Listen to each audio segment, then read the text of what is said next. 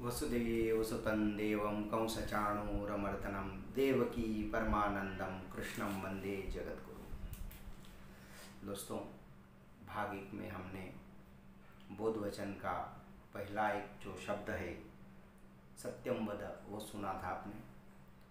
सत्यम वद में हमने कुछ चीज़ों का छोटा सा विश्लेषण किया था जो हमारे बुद्धि के लेवल से लोगों को आसान भाषा में समझा सके, वैसा हमने एक छोटा सा उदाहरण देके हमने समझाया। उसी में दूसरा चीज़ आता है सत्यम वद के बाद धर्मम चर, धर्म का आचरण करो। अब धर्म मतलब क्या है?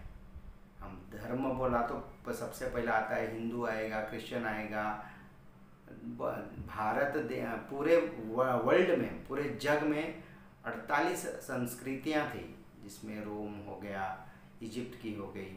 तो भारतीय संस्कृति यानी जिसे हम हिंदू धर्म का कहते हैं या सनातन धर्म कहते हैं, तो ये संस्कृति बची रही, टिकी रही। क्यों बची रही? क्योंकि हमने धर्म का पालन किया। अब धर्म का अर्थ लोगों ने अपने अपने ढंग से लगाए हैं। धर्म का अर्थ सही भी है, जो भी कुछ है। हम धर्म का अर्थ जो शास्त्रकारों ने कहा है वो क्या कहा है कि आहार निंद्रा भय मैथुनंच सामान्य हेतत् पशु भी निराणाम धर्मो हितेशा मधिको विशेषा धर्मेण हीनम पशु भी समानम। आहार खाना, निंद्रा सोना, भय डर, मैथुन बच्चे पैदा करना, हम में और पशु प्राणियों में समानता है। हम भी एक मानव प्राणी ही हैं, लेकिन हमारे पास बोलने की शक्ति है और सूझबूझ तो प्राणियों के पास भी, हम में भी है। तो हम में सिर्फ इतना है कि हमको बोल सकते हैं, कुछ ग्रहण कर सकते हैं और हम इकट्ठित रह के एक दूसरे को समझा सकते हैं, कुछ भावनाएं व्यक्त कर सकते हैं। शास्त्रकारों ने क्या कहा है कि धर्म का आचरण करो। धर्म मतलब क्या? हमारे लिए एक सामान्य वर्ग के लिए हम धर्म का अर्थ एक कर्तव्य समझते हैं। कर्तव्य, ड्यूटी। मराठी में जिसे कहते हैं शेजार धर्म पाळा, यानी बाजू वाले से अपने अच्छे संबंध रखिए, धर्म रखिए। पति धर्म, पति का जो कर्तव्य है वो निभाएं। पत्नी धर्म, पत्नी का जो कर्तव्य है वो निभाएं। पुत्र धर्म, पुत्र का जो बच्चे का, लड़के का जो कर्तव्य है वो उसने उसका कर्तव्य करना चाहिए। राष्ट्र धर्म, राष्ट्र के लिए हमें कुछ करना चाहिए। तो धर्म की ये भी एक छोटी सी व्याख्या हो सकती है कि कर्तव्य। अब कभी कभी ऐसा हो जाता है कि हर चीज पे एक बात पे अड़ जाते हैं कि आदमी वो सिर्फ शब्द पकड़ लेता है और उसी शब्द के बारे में जब अगर हम धर्म के बारे में विश्लेषण कर रहे हैं तो तुरंत उस पर रिएक्शन लोगों के आने शुरू हो जाएंगे या उस पर चर्चा शुरू हो जाएगी।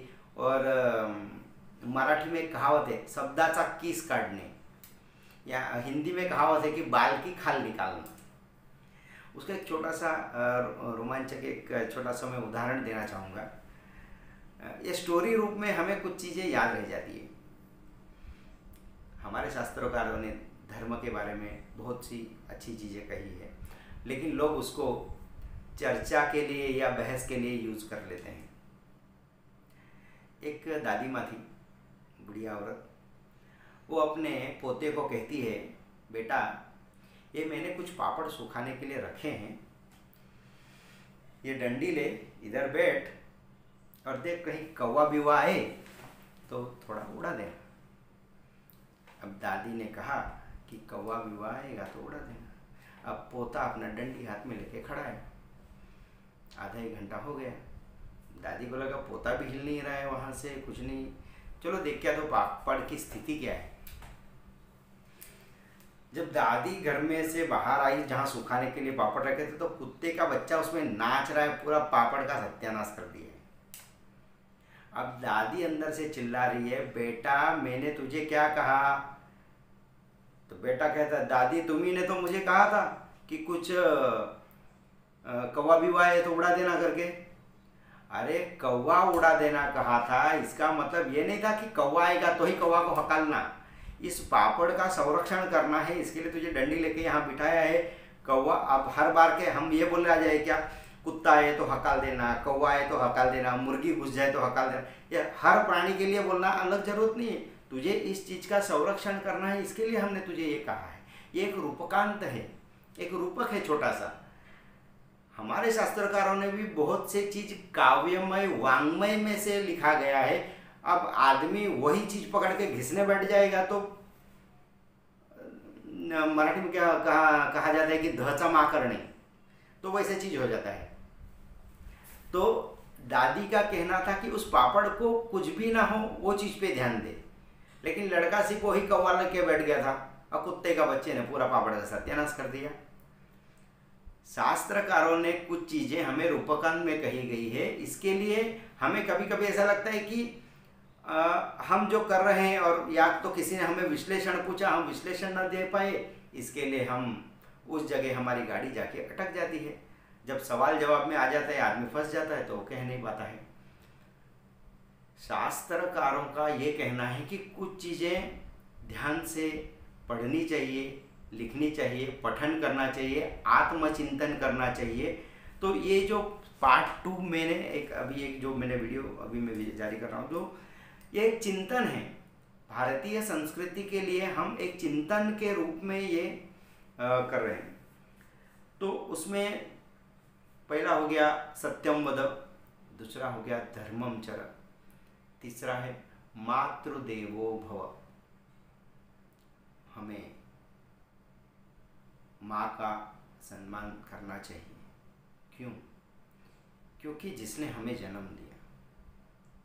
आज हमें नहीं पता चलता है कि हम बचपन में कैसे थे, क्या उधम पछाड़ करते थे, लेकिन जब हम अपना बच्चा पालते हैं या किसी को देखते हैं कि छोटा बच्चा पेट में से 9 महीने माँ अगर उसको संभालती है, उसके बाद वो जन्म लेने से 10 साल तक मैं तो कहूँगा कि वो छोटी छोटी चीज़ों के लिए जो कुछ गलतियाँ करता है, लड़ता है, झगड़ता है, खेलता है, तो हर चीज़ माँ वो सहन कर लेती है।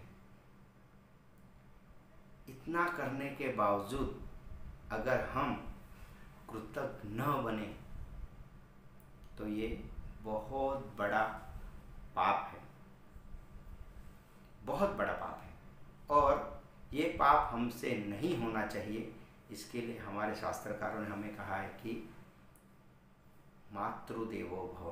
प्रथम कहा है मातृदेव, जिसने आपको जन्म दिया, आपको 9 महीने पेट में रखा, आपकी यातनाएं वो उसने सहन की, खुद की सुंदरता, जब एक लड़की माँ बनती है तब उसके शरीर की सुंदरता बिगड़ती है, लेकिन फिर भी उसको वो मान्य है, और आपको हमें जब जन्म देने के बाद वो स्त्री हमें पहले दिन से खिलाना पिलाना, हमारा रोना धोना सब सहन करते हैं। इतना करने के बावजूद अगर हम अपने माता पिता के बारे में कृतज्ञ न रहे तो इसके जितनी पाप कोई नहीं हो सकता है। इसके लिए शास्त्रकारों ने हमें मातृदेवो भव ये बोध वचन दिया है। इसके लिए हर व्यक्ति ने अपने माँ बाप का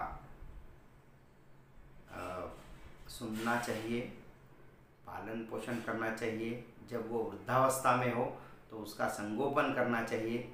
आज बहुत सारे चीज़ हम देखते हैं कि वृद्धाश्रम बढ़ते जा रहे हैं। क्यों बढ़ते जा रहे हैं? किसकी गलती है ये वृद्धाश्रम? वृद्धाश्रम की गलती ये है कि हमने हमारा धर्म का आचरण नहीं किया। हमारा धर्म का हमने आचरण नहीं किया। क्यों नहीं किया? क्योंकि हम कुछ पढ़े नहीं। और दूसरा, और एक कहावत है, शिकलापण सवरला नहीं।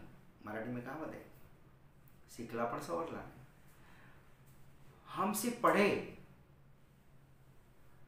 अनुकरण नहीं किया। अगर हमने अनुकरण नहीं किया तो भी हम उस पाप के भागीदार हैं। हम सिर्फ किताबें पढ़े, हमने सिर्फ ज्ञान लिया, हमने सिर्फ लोगों को ज्ञान दिया, लेकिन वो अपने आप में उतारा नहीं, तो वो ज्ञान शून्य है। उसका आचरण होना चाहिए। इसके लिए धर्मम चर कहा गया है। जो अभी हम दूसरा नंबर का जो बोध वचन है सत्यम वद, वैसे दूसरा बोध वचन है धर्मम चर, यानी हमारा धर्म है कि हमारे माता पिता के बारे में हमें प्यार तो रहना ही चाहिए, इज्जत सम्मान रहना चाहिए। चाहिए है, अभी वृद्धाश्रम है, ये हमारी फेल्योरिटी है। अगर ये वृद्धाश्रम है तो ये हमारी खुद की ये इसके लिए हम खुद दोषी हैं, क्योंकि हम हमारा वो कर्तव्य नहीं पूर्ण कर पाए। और आशा करते हैं कि हमें क्यों ना सही, जैसे बच्चा अगर पेंटिंग बनाना चाहता है तो पहला अगर इंसान का पेंटिंग बनाने जाए तो वो क्या जे आर्ट ऑफ गैलरी में नहीं जाएगा। तो पहला वो एक कागज़ लेगा, एक पेन लेगा, ऐसे गोल बनाएगा, एक डंडी देगा, दो पैर दिखाएगा, दो हाथ दिखाएगा, पापा देखो आदमी बनाया, दिखता है थोड़ा बहुत, सर बनाया है, दो हाथ बनाए, दो पैर बनाए, तो एक इंसान जैसा चीज़ दिखता है ड्रॉ। लेकिन जब वो बड़ा बन जाएगा, जब वो पेंटिंग करना शुरू करेगा, जब वो बड़ी गैलरियों में जाके और अच्छा सा अभ्यास करेगा, तो एक बहुत बड़ा चित्रकार बनेगा। वो चित्रकार बनने के लिए उतना परिश्रम लगेगा, परिश्रम करना पड़ेगा। वैसे ही जैसे हम आज ये हमारे धर्म के बारे में जो चिंतन कर रहे हैं, ये ना प्रवचन है, ना क्या कहते हैं उसको, ना फिलोसॉफी है, नहीं, सिर्फ चिंतन करना, हमारी संस्कृति के बारे में चिंतन करना। बात तो करें, बात करने से ही आगे छोटी छोटी चीज़ें सुलझेगी। भले वो चित्र जैसे मैंने उदाहरण दिया, वही उदाहरण कल जे आर्ट गैलरी में लगने वाला है, लेकिन आज तो वो शुरुआत करनी पड़ेगी। वही शुरुआत हमने आज की है। और आज हमने बोध वचन के 3 चीज़ हमने पार किए, सत्यम वद, धर्मम चर, मातृदेवो भव।